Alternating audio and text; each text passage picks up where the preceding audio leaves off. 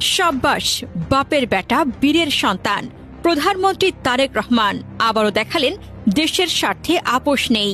বকেয়া air navigation charge দীর্ঘদিন পরিশোধ না করেই বাংলাদেশের আকাশসীমা ব্যবহার করে আসছিল ভারতীয় সাশ্রয়ী বিমান সংস্থা স্পাইস জেট।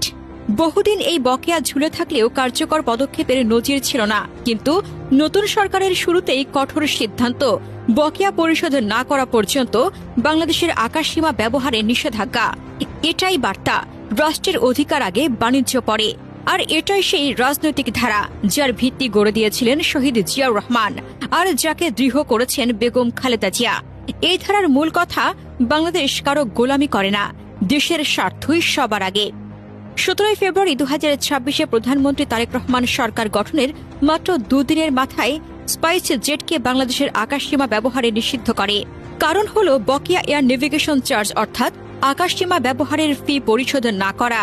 এই চার্জ হল বিমান সংস্থাগুলোর দেশের আকাশসীমা ব্যবহারের জন্য দিতে হয়, যা civil aviation authority of Bangladesh সংগ্রহ করে।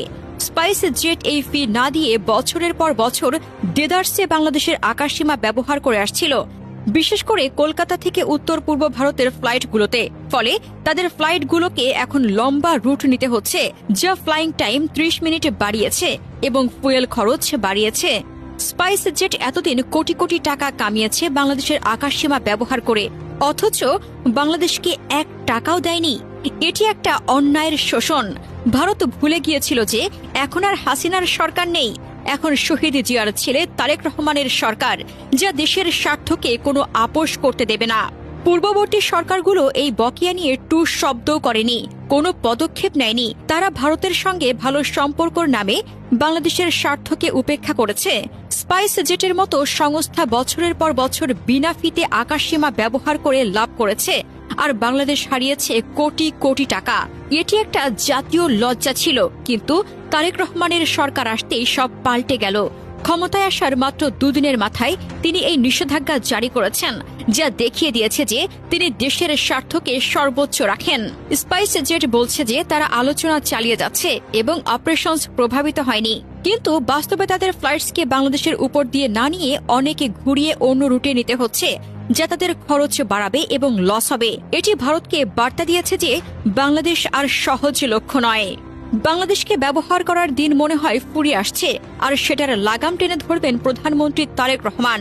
এই পদক্ষেপ শুধু অর্থনৈতিক নয়, এটি জাতীয় গৌরবের প্রশ্ন। পূর্ববর্তী সরকারগুলো ভারতের চাপে বা সম্পর্কর নামে দেশকে শোষণ করতে দিয়েছে, কিন্তু তারেক রহমান দেখিয়েছে যে বিএনপি সরকার স্বাধীনতা ও সার্বভৌমত্ব রক্ষায় কোনো ছাড় দেবে না। এটি অন্যান্য বিদেশি সংস্থাগুলোকেও সতর্ক করবে যে বাংলাদেশের সঙ্গে ব্যবসা করতে হলে নিয়ম মানতে হবে। এই সরকারের শুরুতেই এমন আগ্রাসী পদক্ষেপ দেখে বোঝা যায় তারেক রহমানের নেতৃত্বে বাংলাদেশ একটা স্বনির্ভর শক্তিশালী দেশ হিসেবে উঠে দাঁড়াবে। জিয়া পরিবারের ঐতিহ্যই এমন, দেশ প্রথম, গোলামি নয়।